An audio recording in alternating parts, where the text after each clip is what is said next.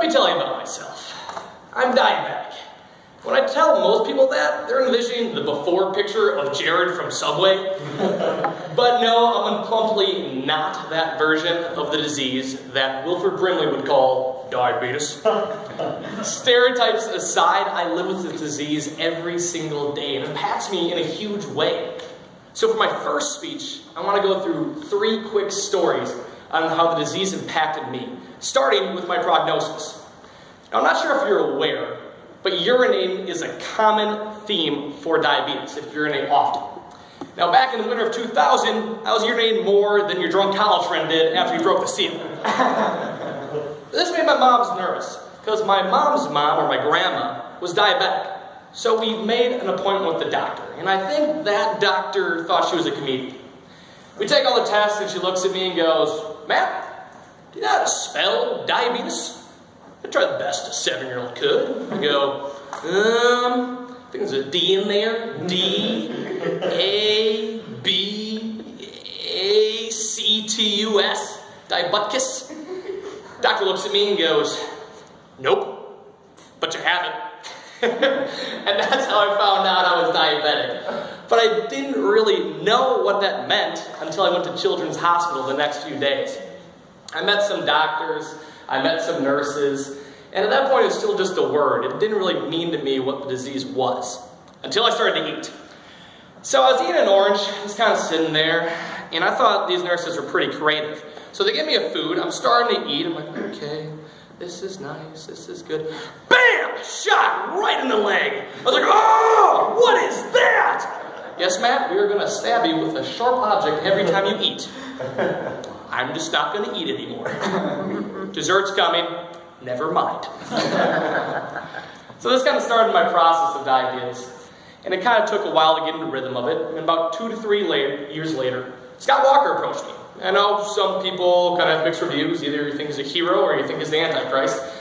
But he presented me with a great opportunity to be the youth ambassador for diabetes. With that, I got to make a speech in front of 500 people.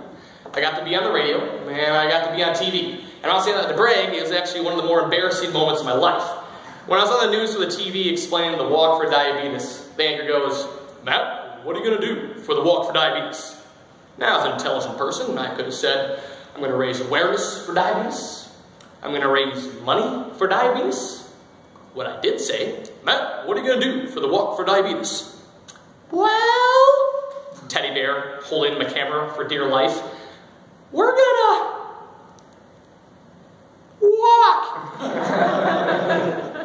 My friends gave me so much flack just for years for that. Oh my gosh.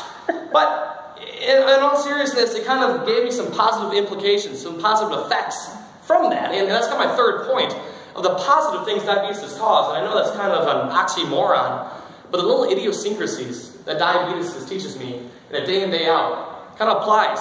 So for one, speaking, if you embarrass yourself in front of thousands of people on TV, you get over that pretty quickly. Also, you have to make sure you're healthy. You have to make sure you're watching what you eat. The more sugar you eat, the more insulin you give. The more insulin you give, your count's going up and down. And that's where the bad health effects happen. Also, you have to make sure you're exercising, so you're in the proper shape, so you don't inflate those negative results. Lastly, more importantly, I think you have to really be careful on your strategic planning of your day. I can't just wing a day. I have to know when I'm going to eat, what am I going to eat, what time am I going to eat. If I'm working out, do I have a snack along? I have to be strategic from an early age.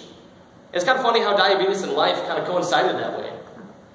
That any negative or positive effects or habits that I formed, I would see right away.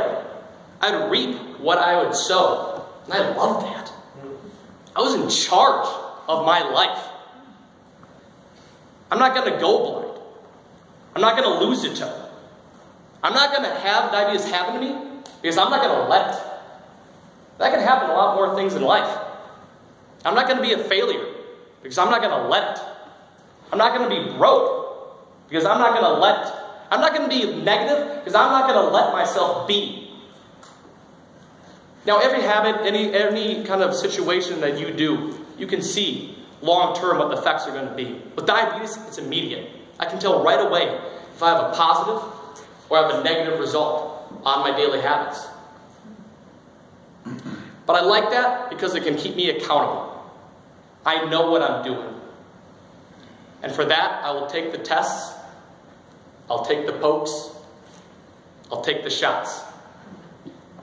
Diabetes is not going to get the best of me. What's your disease?